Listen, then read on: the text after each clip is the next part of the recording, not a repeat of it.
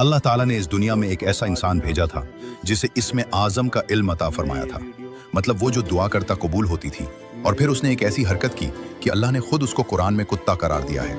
ये उस वक्त की बात है जब हज़रत मूसा अलैहिस्सलाम के ज़माने में बनी इसराइल में एक बहुत बड़ा आलिम और आबिद था जिसका नाम बलअम बाउरा था।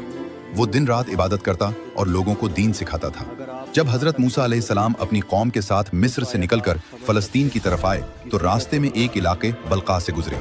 वहाँ एक जालिम बादशाह बल्क हुकूमत करता था। बादशाह ने जब सुना कि मूसा की कौम बहुत ताकतवर है, समंदर उनके लिए फट गया था, तो बादशाह खौफजदा हो गया और बलम के पास आया। उसने ढेरों सोना, चांदी, जायदादें और तोहफे बलम के सामने रखे और कहा, मूसा की कौम के खिलाफ बद्दुआ करो, ये तमाम दौलत तुम्हारी हो जाएगी। बलम ने रात को अल्लाह से दुआ की। अल्लाह ने ख्वाब में मना फरमाया, मूसा मेरा बंदा है, उनके खिलाफ बद्दुआ न करना। सुबह बलम ने इनकार कर दिया, लेकिन बादशाह मजीद दौलत लेकर आया। बलम का दिल ललचा गया। बीवी और बच्चे भी दबाव डालने लगे। बलम ने दोबारा दुआ की, लेकिन इस बार दिल में दौलत की मोहब्बत थी। अल्लाह ने आजमाइश में इजाजत दे दी। अगले दिन बलम अपनी गधी पर सवार होकर एक पहाड़ की चोटी पर गया, जहां से बनी इसराइल का पूरा कैंप नजर आता था।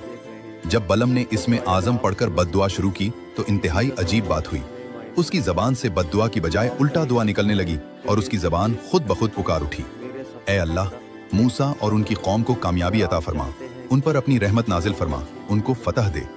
उसने दोबारा कोशिश की, फिर तीसरी बार, मगर हर बार उसकी जबान से मूसा अलैहिस्सलाम के हक में दुआएं निकलती रहीं। अल्लाह ने उसकी जबान को पलट दिया था। और फिर बलम ने शैतानी तदबीर सोची। उसने बादशाह से कहा, खूबसूरत औरतों को बनी इसराइल के पास भेजो, जब वो गुनाहों में मुब्तला होंगे तो उन पर अल्लाह का अजाब आएगा।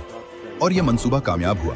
कुछ लोग फितने में फंस गए, ताउन की बीमारी फैल गई और 24,000 लोग हलाक हो गए। अल्लाह ताला ने कुरान पाक में सूरतुल आराफ में बलम को कुत्ते की खासियत वाला कहकर जिक्र फरमाया है, जिसका मतलब ये है कि कुत्ता हर हालत में अपनी जबान लटकाए रखता है।